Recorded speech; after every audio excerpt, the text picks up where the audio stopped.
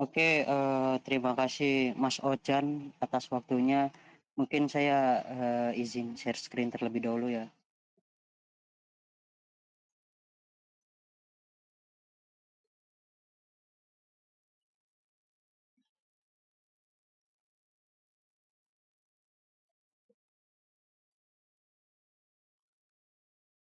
Kepada kelompok 4 mungkin bisa langsung dipersilakan.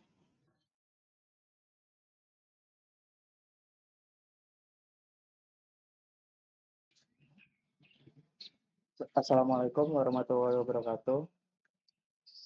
Kami dari kelompok 4 mau mempresentasikan subbab dari fondasi jaringan LAN modern dan switching. Next, Mas.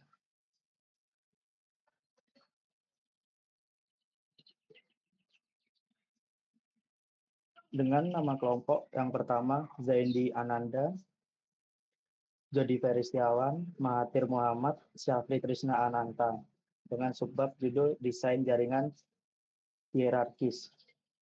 Next.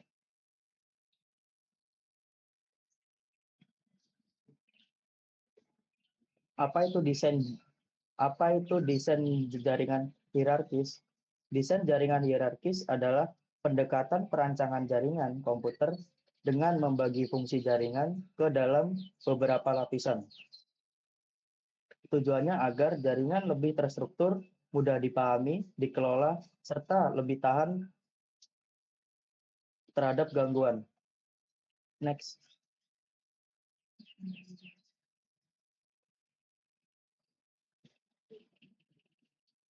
Selanjutnya bisa dibaca oleh teman saya.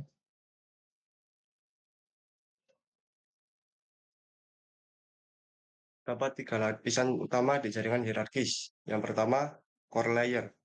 Lapisan inti berfungsi sebagai jalur utama atau backbone yang menghubungkan semua bagian jaringan. 2. Distribution layer. Penghubung antara core dan akses, mengatur kebijakan keamanan serta routing. 3. Access layer.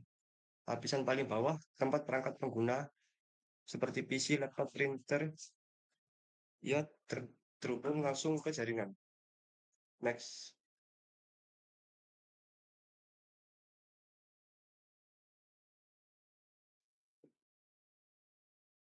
Next.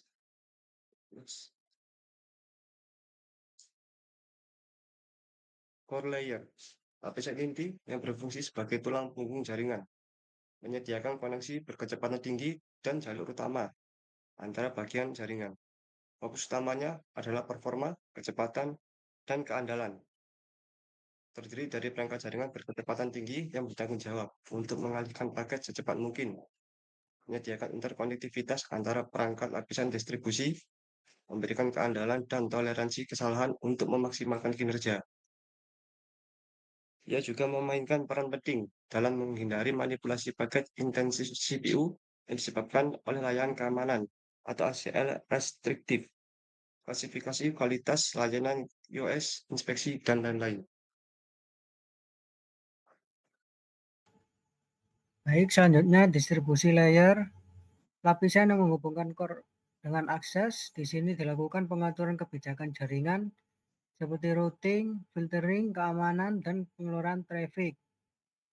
Berperan sebagai pengontrol lalu lintas data, lapisan distribusi terutama bertanggung jawab untuk mengumpulkan atau menggabungkan data dari switch pada lapisan akses dan mendistribusikannya ke seluruh jaringan. Berfungsi sebagai pembatas sekaligus penghubung akses layer dan core layer. Menyediakan keamanan berbasis kebijakan dengan menggunakan daftar kontrol akses atau ACL dan penyaringan penggunaan layanan routing seperti IGRP, OSPF, dan lain-lain juga terjadi di lapisan ini, menyediakan redundansi dan penyeimbangan beban. Next. Akses layer, lapisan terdekat dengan pengguna menjadi titik koneksi perangkat seperti komputer, printer, atau access point menyediakan layanan akses keamanan dasar agar perangkat bisa terhubung ke jaringan. Lapisan akses umumnya disebut tepi jaringan adalah tempat perangkat pengguna akhir terhubung ke jaringan. Menyediakan konektivitas bandwidth tinggi, menyediakan kemampuan layer 2 switching, layanan seperti keamanan pelabuhan, kualitas layanan atau QoS, inspeksi ARP digunakan dalam lapisan ini. Lapisan ini memainkan peran besar dalam melindungi jaringan dan serangan berbahaya karena hubungannya dengan titik akhir jaringan.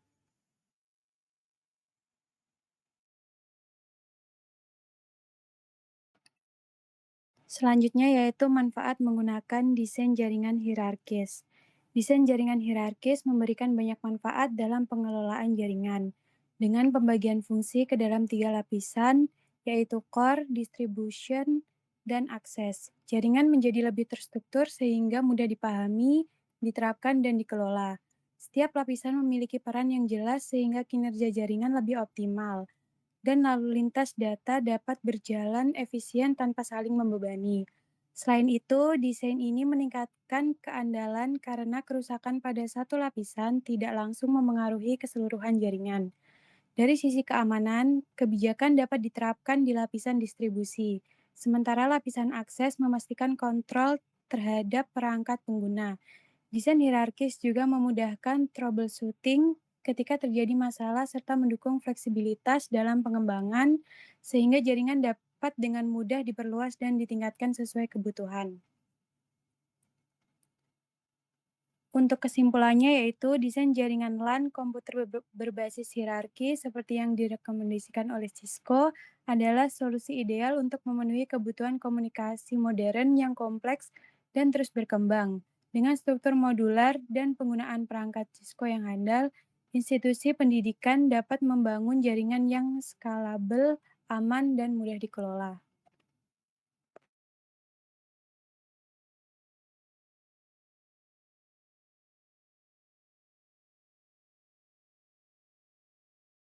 Nah, pada materi hierarchical network design atau desain jaringan hierarkis, kita sudah mengenal 3 lapisan utama, yaitu core layer, distribution layer, dan juga access layer. Maka tantangan berikutnya adalah bagaimana mengelompokkan dan mengatur lalu lintas jaringan agar lebih efisien dan aman. Disinilah VLAN berperan, yaitu membuat segmentasi logis dalam jaringan tanpa terikat lokasi fisik perangkat. Nah, apa sih VLAN itu? Maka dari itu kami dari kelompok 5 izin memaparkan presentasi kami, yaitu tentang VLAN, Virtual Local Area Network. Anggota kami ada saya sendiri, Husna Latifunisa, Arya Wangi, Edwin Wahyu, dan Nadia Alvini Ahmad. Next. Sebelum masuk ke teknis, kita coba pahami dulu konsep dasar VLAN dan manfaatnya. Tujuannya sederhana. Setelah sesi ini, teman-teman nanti bisa paham apa itu VLAN, kenapa dibutuhkan, bagaimana cara kerjanya, jenis-jenisnya, sampai efeknya terhadap efisiensi, keamanan, dan manajemen jaringan. Langsung saja, VLAN atau Virtual Local Area Network membagi satu jaringan fisik menjadi beberapa jaringan virtual. Ini membuat pengelolaan lebih efisien, aman, dan mudah diskalkan. VLAN tagging memastikan traffic lewat port yang tepat, yaitu melewati akses atau trunk. Nah, untuk pengantar VLAN sendiri, kita coba pahami konsep dasar dan manfaatnya. VLAN adalah metode untuk membagi jaringan fisik menjadi beberapa jaringan virtual. VLAN juga mendukung skala jaringan yang lebih besar dan kompleks dengan mudah. Menggunakan VLAN, pengelolaan jaringan dapat dilakukan dengan lebih efisien dan aman. Tagging VLAN yang memungkinkan lalu lintas data dapat melalui port akses dan trunk. Next.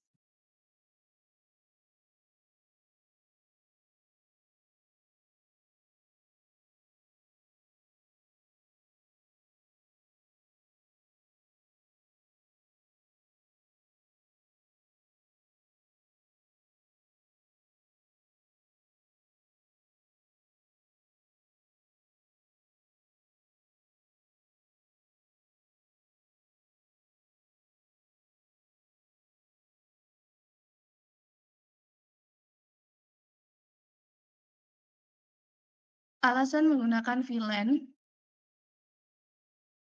VLAN memberikan efisiensi dalam pengelolaan jaringan, keamanan yang lebih baik, dan manajemen yang lebih sederhana, serta scalability untuk pertumbuhan perusahaan. Nah, di sini ada 3 bagian. Yang pertama mengenai efisiensi. VLAN memungkinkan pengurangan lalu lintas jaringan dengan memisahkan broadcast domain, sehingga meningkatkan kinerja jaringan secara keseluruhan. Yang kedua yaitu mengenai keamanan. Dengan VLAN, data sensitif dapat dipisahkan dari lalu lintas umum, menawarkan lapisan tambahan untuk melindungi informasi penting. Dan yang terakhir, manajemennya menjadi lebih mudah. VLAN mempermudah pengelolaan jaringan dengan mengorganisir perangkat ke dalam grup yang relevan tanpa perlu perubahan fisik pada infrastruktur. Next.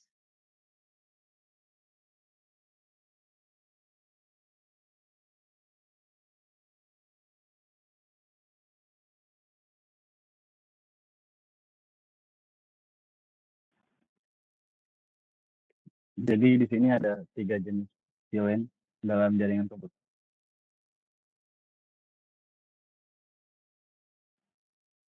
Jenis-jenis VLAN di sini dalam jaringan komputer untuk meningkatkan efisiensi dan manajemen jaringan yang lebih baik. Di sini ada port-based VLAN yang mengelompokkan perangkat berdasarkan port switch untuk memisahkan trafik antar jaringan yang berbeda. Yang kedua ada MAC-based VLAN mengelompokkan perangkat berdasarkan alamat MAC, memungkinkan perangkat yang berbeda untuk berbagi part yang sama. Dan yang terakhir ada protokol-based VLAN memisahkan trafik berdasarkan protokol jaringan, memungkinkan pengelolaan yang lebih baik untuk aplikasi tertentu. Next.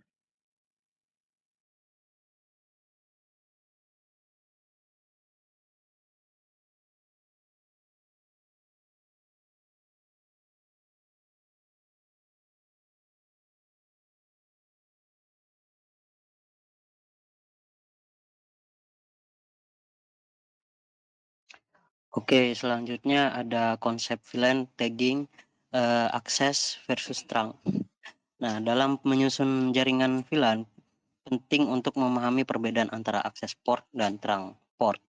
Nah, akses port sendiri menghubungkan perangkat akhir seperti komputer, printer, dan printer, terus ke VLAN tertentu, sementara trunk port itu mengangkut banyak VLAN melalui satu koneksi, mengizinkan komunikasi antar VLAN.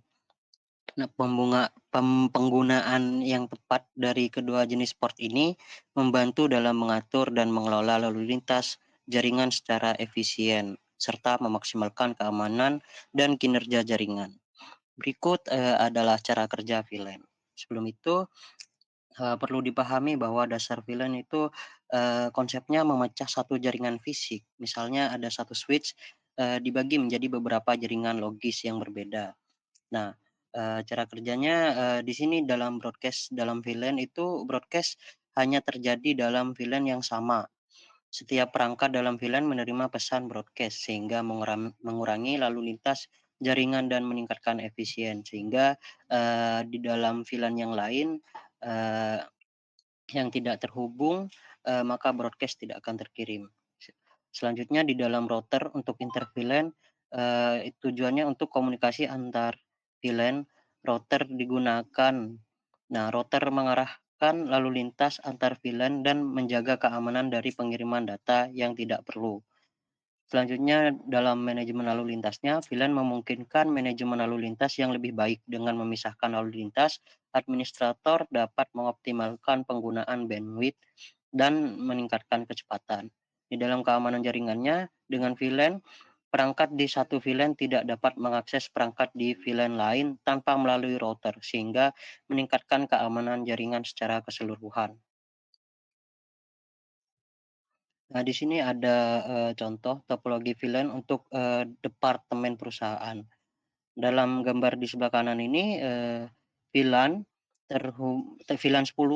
menghubungkan ke departemen HR, terus VLAN 20 dihubungkan untuk finance department, dan VLAN 30 untuk IT, sehingga di setiap VLAN itu berfungsinya secara independen, meningkatkan efisiensi dan keamanan jaringan perusahaan. Dengan pengaturan yang seperti ini, manajemen jaringan menjadi lebih terstruktur dan lebih mudah.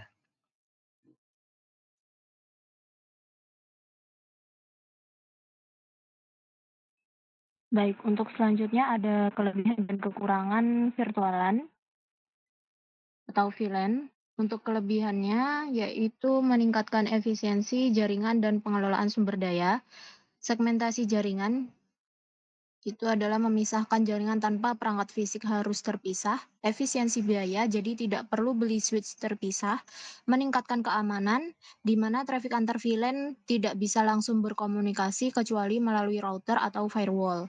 Dan terakhir ada fleksibilitas dan skalabilitas. Di sana user bisa dipindahkan secara logis tanpa harus mengubah port fisik.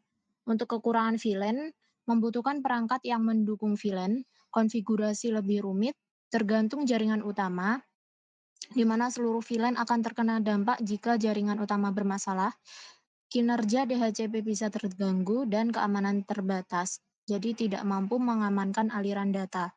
Selain itu juga bisa terjadi potensi salah konfigurasi.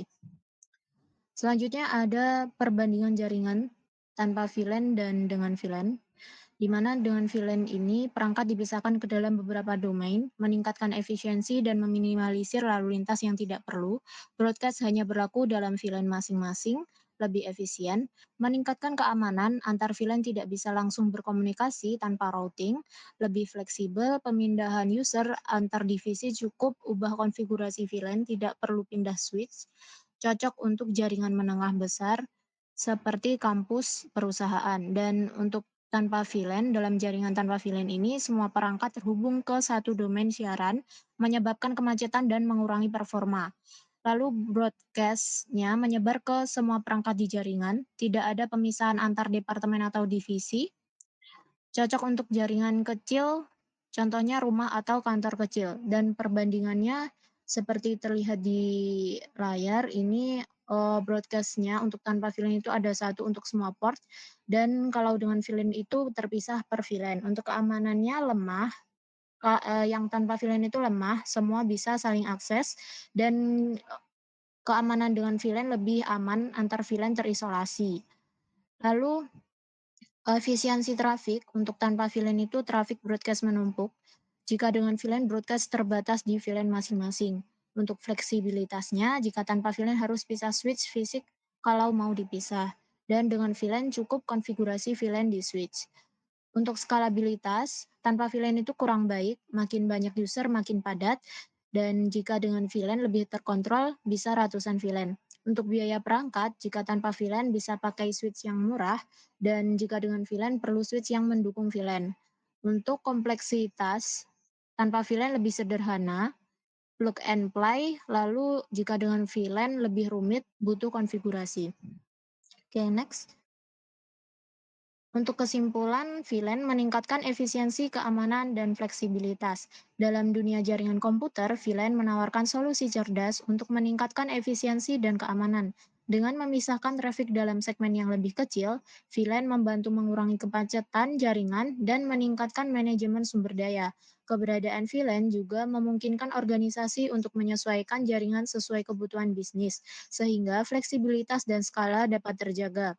Dengan demikian, implementasi VLAN sangat berguna untuk jaringan yang modern dan efektif.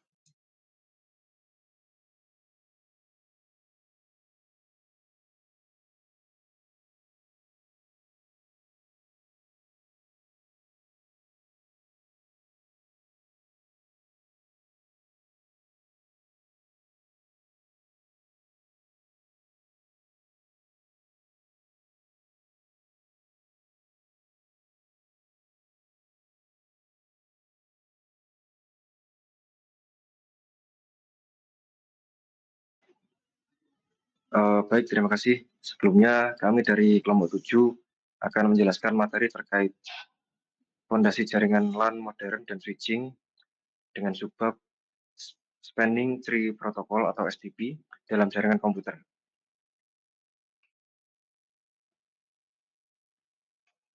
Bisa di next.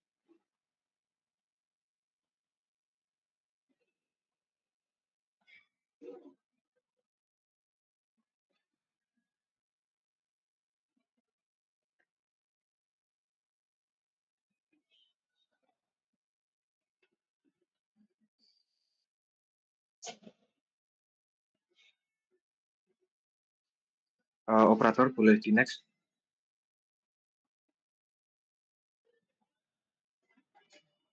Oke, untuk kelompok 7 ini beranggotakan Amalia Putri Octavia, Atika Rosida Hamidah, saya sendiri Ran Prasetyo, dan Afif Amaranda Saragi.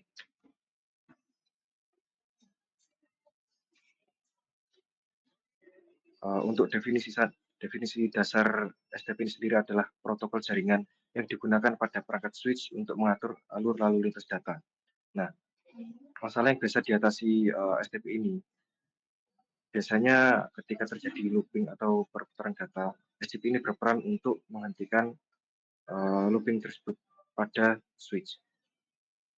Nah, untuk STP akan memilih satu jalur terbaik untuk dilewati data, sementara jalur yang lain berpotensi menyebabkan loop akan diblokir sementara. Nah, untuk hasilnya,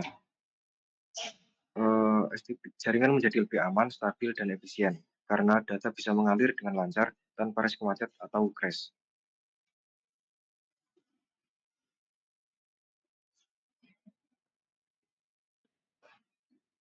Untuk tujuan STP sendiri, yang pertama mencegah looping dalam jaringan. STP bertugas menghindari terjadinya looping, putaran data tanpa henti yang bisa menyebabkan broadcast strom, duplikasi frame, hingga membuat switch overload.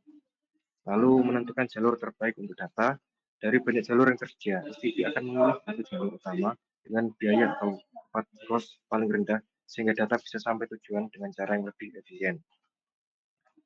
Yang ketiga, menyediakan jalur cadangan. STP tidak benar-benar memutus jalur lain, hanya menonaktifkannya sementara. Jika jalur utama rusak, jalur cadangan ini akan otomatis sehingga komunikasi tetap berjalan. Lalu yang terakhir, menjaga stabilitas dan efisiensi jaringan. Mekanisme tersebut, STP memastikan jaringan tetap stabil, tidak macet, dan efisien, meskipun terdapat banyak jalur redundan antara switch.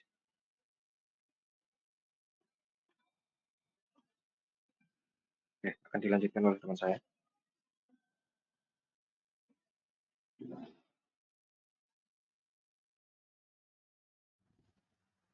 Oke, kita masuk ke cara kerja Spanning Tree Protocol. Sebelumnya kita harus mengenali apa itu BPDU dulu. BPDU atau Bridge Protocol Data Unit. Ini paket yang dikirim antar switch untuk bertukar informasi STP. BPDU ini membawa root ID, root path cost, sender bridge ID, port ID, message hello time, forward delay. Terus ada algoritma dasarnya, yakni tiap switch mengirim atau terima BPDU, root mengirimkan BPDU konfigurasi jadi referensi.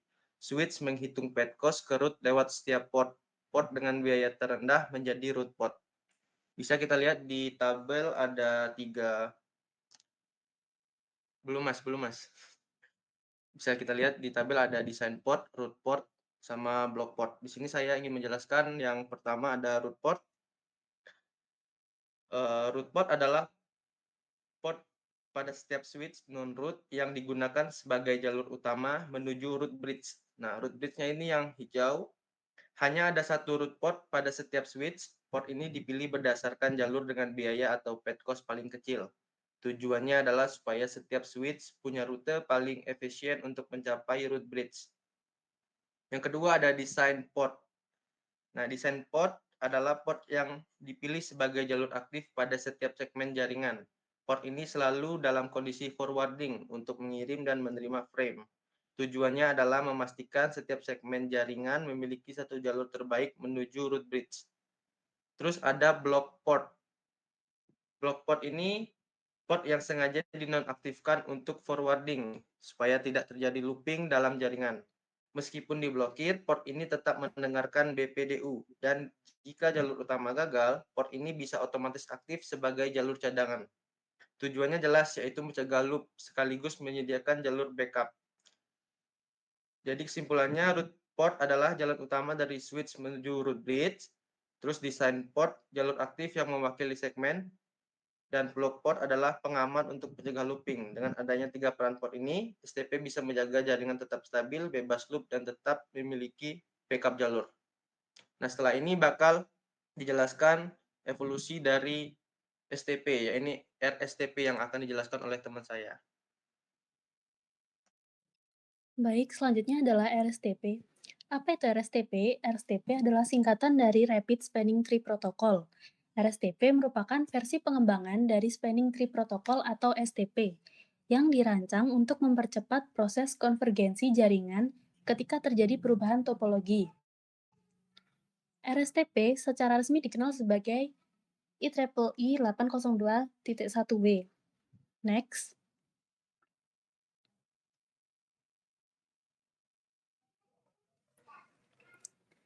Nah, seperti yang sudah disebutkan, RSTP merupakan versi pengembangan dari STP. Maka berikut adalah solusi yang diberikan RSTP terhadap masalah STP. Masalah STP yaitu waktu konvergensi lama, sekitar 30 hingga 50 detik. STP lama membutuhkan waktu lama untuk menyesuaikan jaringan. Nah, solusi yang diberikan RSTP adalah konvergensi cepat, yaitu sekitar 1-10 detik. RSTP mempercepat proses pemulihan jaringan secara signifikan. Kemudian, masalah STP yang selanjutnya adalah menyebabkan downtime jaringan, sehingga konvergensi data tidak bisa dikirim dengan lancar. Kemudian, solusi yang RSTP berikan adalah mempercepat recovery jaringan. Jaringan bisa kembali normal lebih cepat setelah gangguan. Next.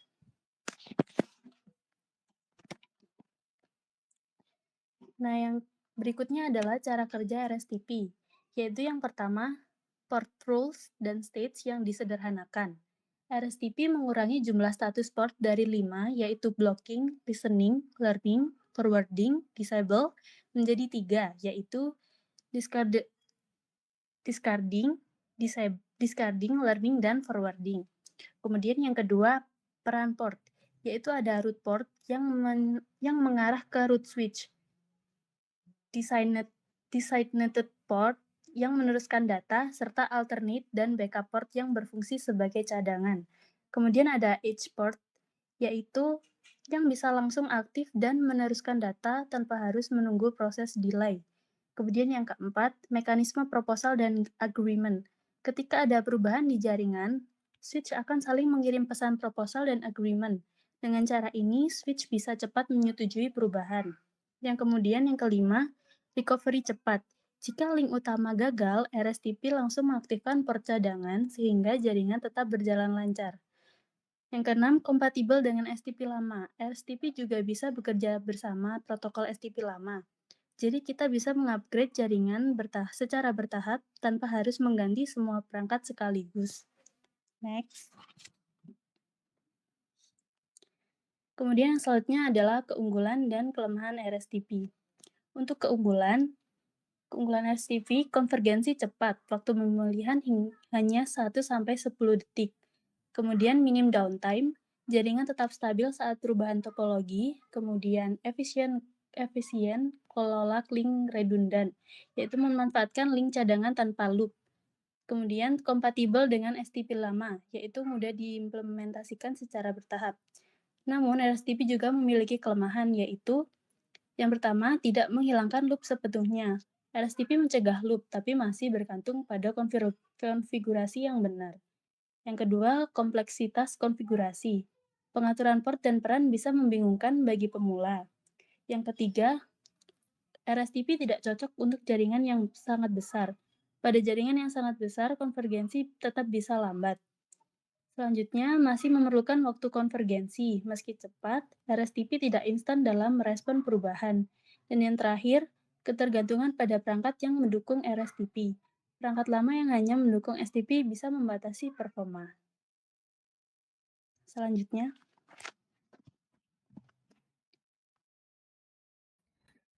Oke, sekarang kita membahas tentang MSTP atau Multiple Spanning Tree Protocol. Apa sih MSTP itu? MSTP atau Multiple Spanning Tree Protocol adalah pengembangan dari RSTP yang digunakan untuk mengelola banyak spanning tree sekaligus dalam sebuah jaringan. MSTP juga ditetapkan dalam standar IEEE 802.1S dan menjadi bagian penting dalam pengelolaan VLAN dalam jumlah yang besar. Dengan MSTP, jaringan bisa lebih fleksibel dan mampu beradaptasi dengan skala yang lebih kompleks. Next. Oke, kemudian ada fitur-fitur utama MSTP. Yang pertama adalah multiple instances. MSTP memungkinkan pembentukan banyak spanning tree instance, di mana tiap instance bisa dipetakan ke sekumpulan VLAN tertentu. Kemudian yang kedua ada optimasi penggunaan resource, yaitu tidak semua VLAN butuh spanning tree sendiri, sehingga MSTP dapat mengelompokkan beberapa VLAN ke satu instance untuk mengurangi beban switch. Kemudian yang ketiga ada interoperabilitas, yaitu MSTP tetap bisa bekerja sama dengan protokol lama seperti STP dan RSTP, sehingga tidak mengganggu jaringan yang masih menggunakan protokol tersebut. Next. Lalu ada cara kerja MSTP. Nah, dalam MSTP, VLAN digabungkan ke dalam sebuah region. Setiap region bisa memiliki beberapa MST atau multiple spanning tree instance. Mekanismenya pertama, VLAN tertentu dipetakan ke MSTI yang spesifik. Kemudian masing-masing MSTI memiliki topologi spanning tree sendiri sehingga bisa menentukan jalur komunikasi yang berbeda. Nah, dari hal tersebut memungkinkan terjadinya load balancing atau membagi beban lalu lintas ke jalur yang berbeda dan isolasi gangguan atau masalah di satu instance tidak mempengaruhi instance lainnya. Next.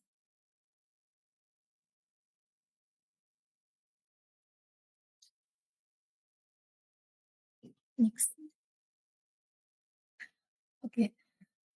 Di sini ada keunggulan dan kelemahan MSTP. Kita bahas yang keunggulannya dulu. Yang pertama, MSTP itu berskalabilitas tinggi, di mana MSTP cocok untuk jaringan dengan ratusan VLAN. Kemudian yang kedua, mengurangi overheat. Tidak perlu membuat spanning tree untuk tiap VLAN, cukup dikelompokkan ke instance saja. Kemudian yang ketiga ada load balancing. Load balancingnya lebih baik karena tiap instance bisa menggunakan root bridge yang berbeda, lalu lintas jaringan juga bisa tersebar. Kemudian yang keempat, isolasi gangguan, yaitu jika ada masalah pada satu instance, tidak otomatis mengganggu VLAN yang lain. Kemudian kelemahan MSTP, yang pertama konfigurasi lebih kompleks. Dibandingkan STP atau RSTP yang sebelumnya, MSTP butuh setting tambahan seperti region name, partition number, dan VLAN mapping. Nah, karena konfigurasinya lebih kompleks, sehingga lebih rentan terjadi kesalahan konfigurasi. Kemudian yang kedua, rawan konvergensi lebih lambat dibanding protokol modern. Walaupun lebih baik dari STP, MSTP masih kalah cepat dibanding teknologi terbaru seperti SPB atau Trill. Kemudian jumlah instan terbatas, maksimum hanya 16 MSTI sehingga tidak fleksibel untuk ribuan VLAN. Kemudian yang terakhir, kurang efisien di jaringan kecil. Jika hanya punya sedikit VLAN, menggunakan MSTP justru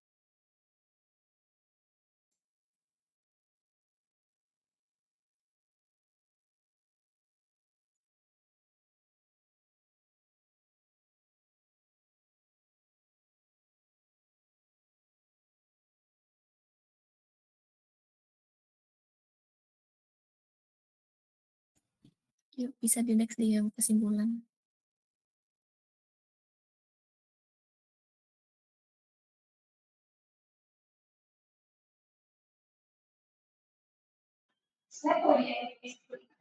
Baik, untuk kesimpulan sendiri, STP ini mencegah looping pada jaringan dengan proses konvergensi yang lambat. STP meningkatkan kecepatan pemulihan jalur, sedangkan MSTP memungkinkan pengelolaan banyak VLAN sekaligus untuk efisiensi dan load balancing. Ketiganya bertujuan menjaga jaringan tetap aman, stabil, dan optimal meskipun terdapat jalur redundan. Sekian dari kelompok kami, bisa dilanjut kelompok selanjutnya.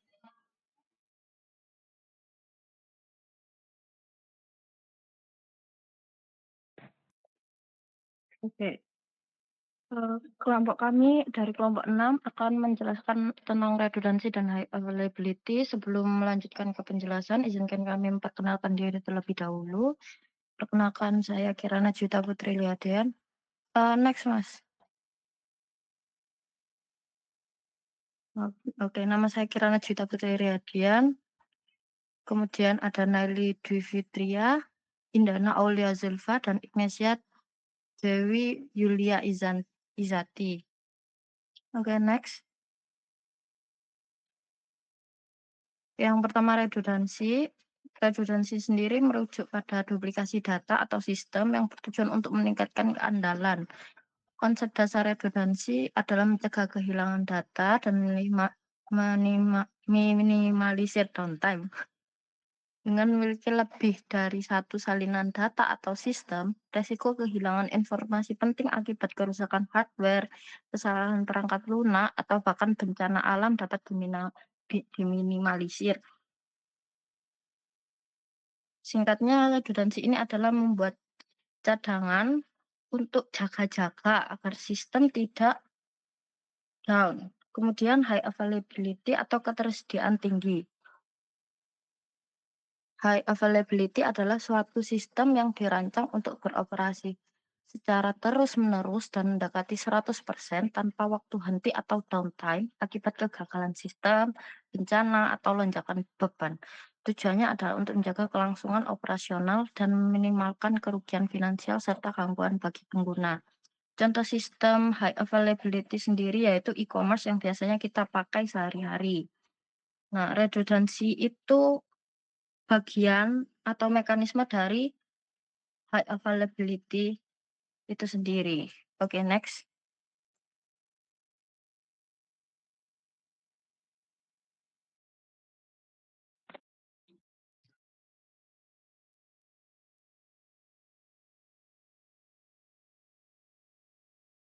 Merupakan teknologi untuk menggabungkan beberapa port fisik menjadi satu tautan logis guna meningkatkan bandwidth dan menyediakan redundansi dalam jaringan.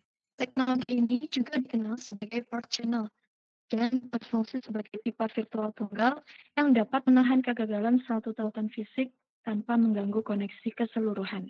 Next.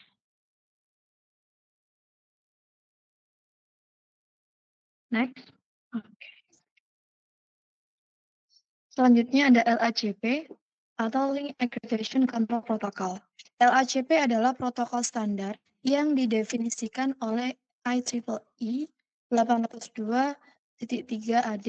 LACP memungkinkan switch atau perangkat jaringan lainnya untuk secara otomatis mengkonfigurasi dan mengelola link aggregation. LACP mengirimkan frame LACPDU antara port yang terlibat dalam link aggregation untuk menegosiasikan dan menyinkronkan status dan parameter port. LACP juga dapat mendeteksi kegagalan link dan menyesuaikan konfigurasi link aggregation secara dinamis. Next.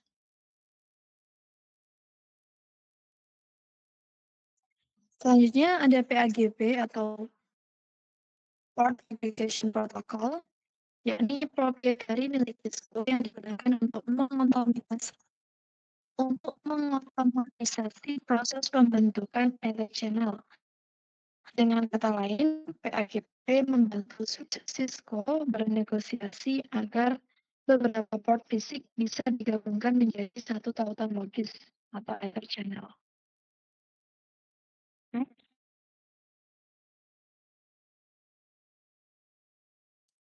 Selanjutnya ada FHRP, yaitu First Hop Redundancy Protocol.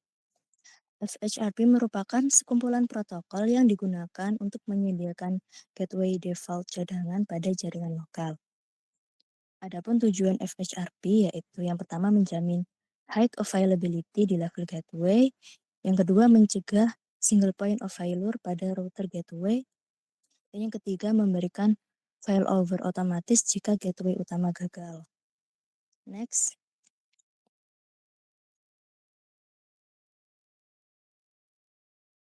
Adapun cara kerja FHRP yaitu yang pertama, beberapa router digabung dalam satu grup. Yang kedua, dibuat virtual IP dan virtual MAC yang dipakai host sebagai gateway. Yang ketiga, jika router utama mati, maka router cadangan langsung mengambil alih seperti pada gambar di samping. Dalam jaringan tersebut terdapat dua router, yaitu ada router aktif dan router standby cadangan atau bisa disebut router siaga. Jadi ketika router aktif tersebut mengalami gangguan, maka router siaga akan mengambil alih jaringan tersebut. Sehingga jaringan akan tetap berjalan lancar meskipun telah terjadi gangguan. Next. FHRP tadi bukanlah satu protokol tunggal. Ini adalah kelas protokol yang menyediakan fungsi serupa, yaitu ada Dua protokol lain yang termasuk protokol FSRP. Yang pertama ada HSRP atau Hot Standby Router Protocol. HSRP merupakan protokol redundansi milik Cisco yang hanya bisa dikonfigurasikan di perangkat Cisco dengan tujuan agar IP default gateway selalu tersedia jika salah satu perangkat sebagai gateway terjadi kesalahan dengan cara membuat IP virtual gateway aktif standby. Next. Selanjutnya ada VRRP atau Virtual Router Redundancy. Protokol standar terbuka atau IETF yang kepanjangannya Internet Engineering Task Force yang menyediakan redundansi dan meningkatkan keandalan jaringan dengan menciptakan gateway virtual. VRRP versi modern ada dua, yaitu versi 2 dan versi 3, mendukung IP versi 4 dan IP versi 6, serta memiliki opsi keamanan dan multicast tertentu. Pada gambar di samping, yaitu topologi VRRP. Cara kerjanya, yang pertama, membentuk virtual router dengan ditambahkan IP virtualnya. Yang kedua, router utama atau master yang di sebelah kiri melayani lalu lintas. Jika gagal, maka router yang di sebelahnya akan take over. Pemilihan router master didasarkan pada priority atau jika sama, maka yang dipilih IP tertinggi. Next. Perbedaan HSRP dan VRRP. Ada 4 aspek. Yang pertama, aspek kepemilikan. HSRP properti milik Cisco, sedangkan VRRP milik multi vendor. Yang kedua ada kompatibilitas. Pada HSRP hanya perangkat Cisco, sedangkan VRRP bisa di berbagai merek perangkat. Yang ketiga ada istilah. HSRP dikenal dengan istilah aktif dan standby, sedangkan VRRP biasanya disebut master atau backup. Yang keempat ada kegunaannya.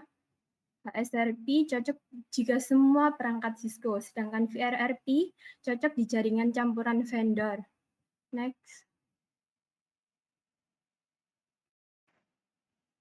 Kesimpulannya, redundansi dan high availability merupakan upaya penting untuk menjaga sistem tetap berjalan stabil dan andal. Redundansi memastikan adanya cadangan data maupun perangkat agar tidak terjadi kehilangan informasi, sedangkan high availability menjamin layanan dapat terus beroperasi tanpa gangguan. Dengan dukungan teknologi seperti Ether Channel, LACP, PAGP, HSRP, dan VRRP, resiko downtime dapat ditekan, kerugian dapat diminimalisir, serta kepercayaan pengguna terhadap layanan semakin meningkat.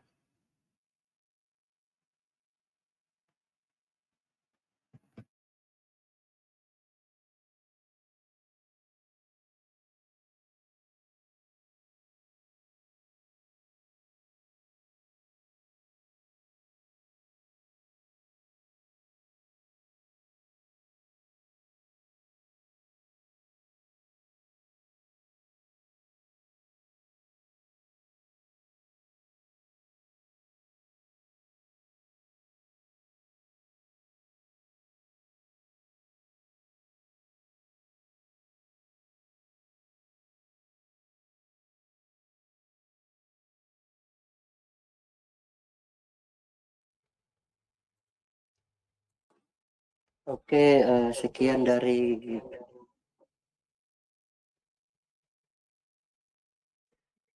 presentasi materi 1 kali ini. Terima kasih kepada kelompok 4, 5, 6, dan 7. Saya kembalikan kepada moderator. Baik, terima kasih untuk penyampaian materi dari kelompok 4, 5, 6, dan 7 tentang fondasi jaringan LAN modern dan switching.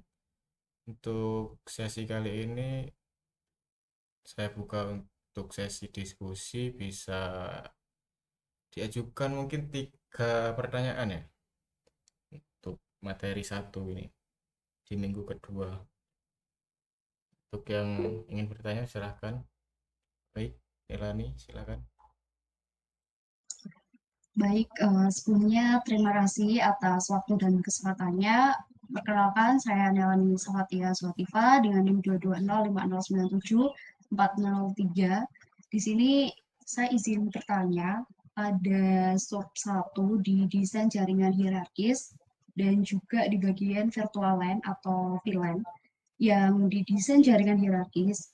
Mengapa dalam desain jaringan hierarkis kita itu tidak bisa langsung terhubung semua perangkat ke core layer tanpa adanya akses dan distribusi atau distribusi layer.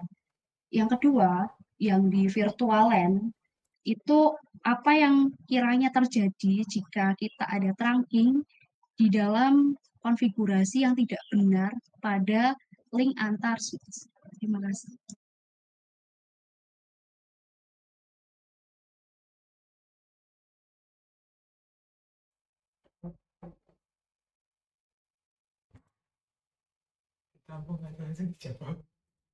Baik, untuk kelompok pemateri 1 mau ditampung dulu atau langsung dijawab? Ada 2 pertanyaan ya tadi dari Nelani. Iya, benar. Ya, gimana kelompok atau kita cari dulu pertanyaan lainnya, mungkin ada yang mau tanya. Monggo. Silakan.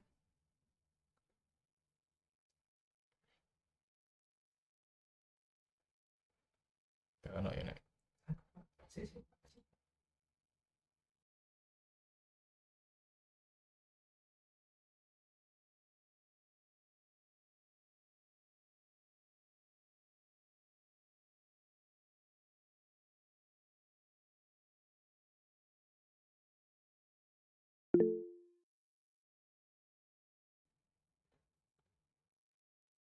Baik, untuk Rizky, persilahkan.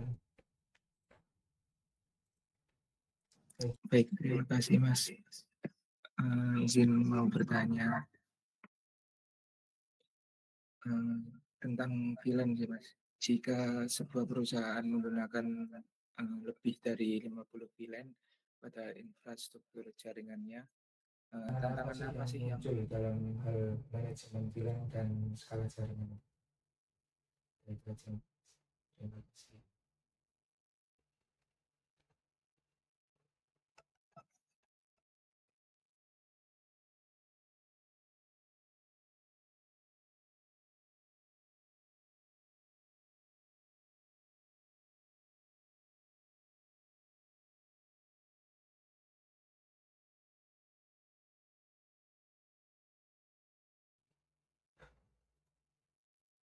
Baik, untuk pertanyaan yang ketiga sudah dari Mas Rizky. Mungkin ada lagi atau sudah cukup 3 ini aja?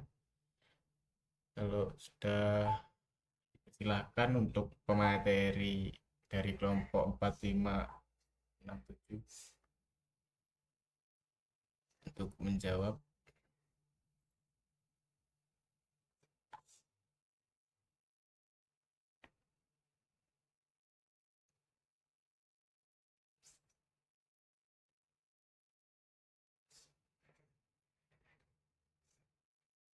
Kok apa?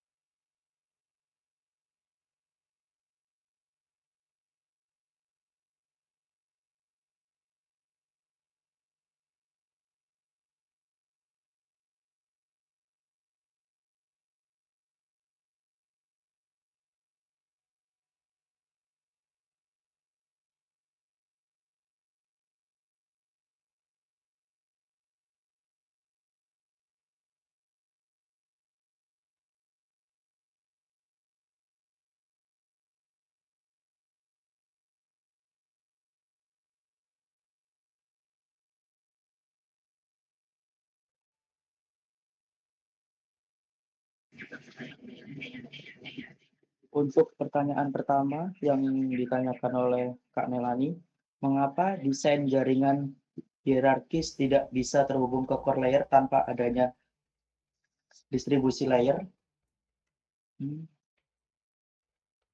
Dalam desain jaringan hierarkis, akses layer tidak langsung ke core layer karena core hanya fokus pada kecepatan dan backbone. Distribution layer dibutuhkan untuk mengatur routing, keamanan, serta merangkum koneksi dari akses agar core tidak terbebani dan jaringan yang lebih efisien. Apakah sudah terjawab, Kak? Oke, baik. Terima kasih. Sama-sama.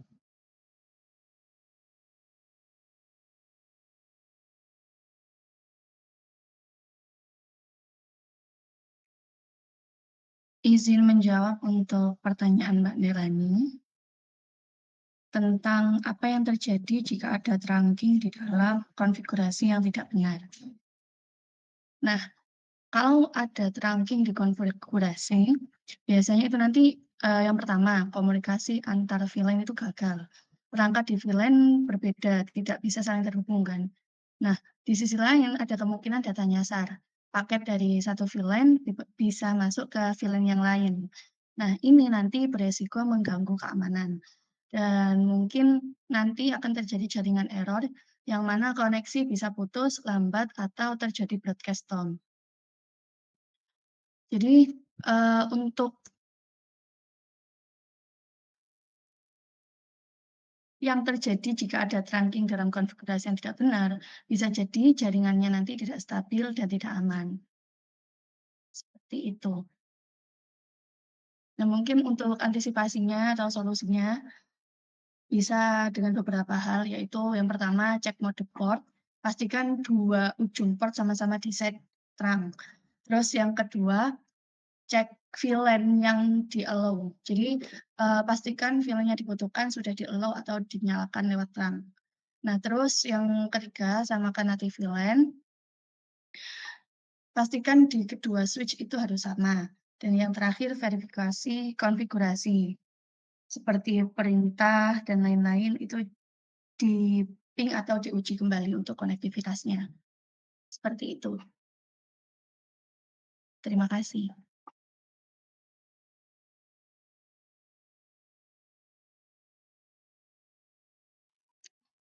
Izin menjawab untuk pertanyaan ketiga dari Mas Rizky, yaitu jika sebuah perusahaan menggunakan lebih dari 50 VLAN pada infrastruktur jaringannya, maka tantangan apa yang muncul dalam hal manajemen VLAN dan skala jaringan?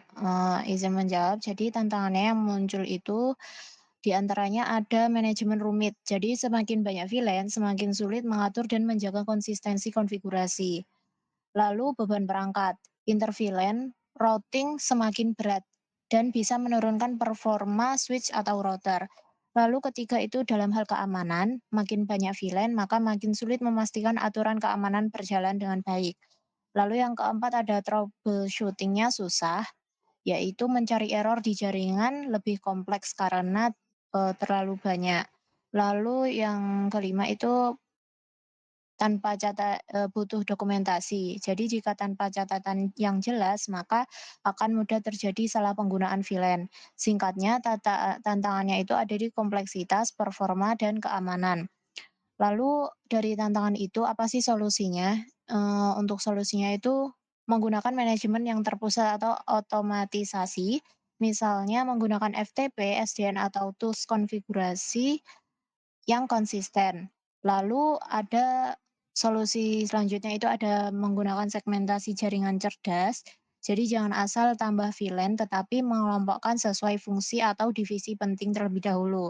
Lalu selanjutnya optimalkan perangkat, pakai switch atau router yang lebih kuat dan mendukung skala VLAN besar. Lalu keamanan, terapkan ACL, firewall atau policy based segmentation secara konsisten. Dan solusi yang terakhir itu mendokumentasikan dan memonitoring, buat catatan VLAN yang jelas dan pakai monitoring untuk deteksi masalah cepat. Sekian, terima kasih. Apakah cukup menjawab, Mas Rizky? Baik, terima kasih Mbak, cukup menjawab. Baik, terima kasih kembali.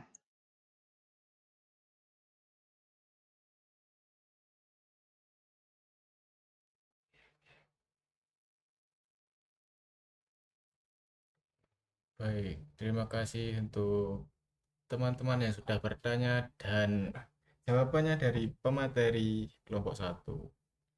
Baik Pak, izin konfirmasi untuk materi di minggu kedua ini yang berpresentasi dengan tema fondasi jaringan LAN modern dan switching sudah selesai Pak. Sudah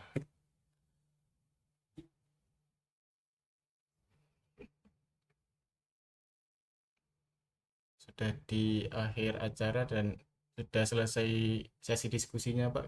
Untuk selanjutnya mungkin dari Pak Eka ada tambahan, dipersilakan Pak. Kak Bima, oke. Bima. Iya yang saya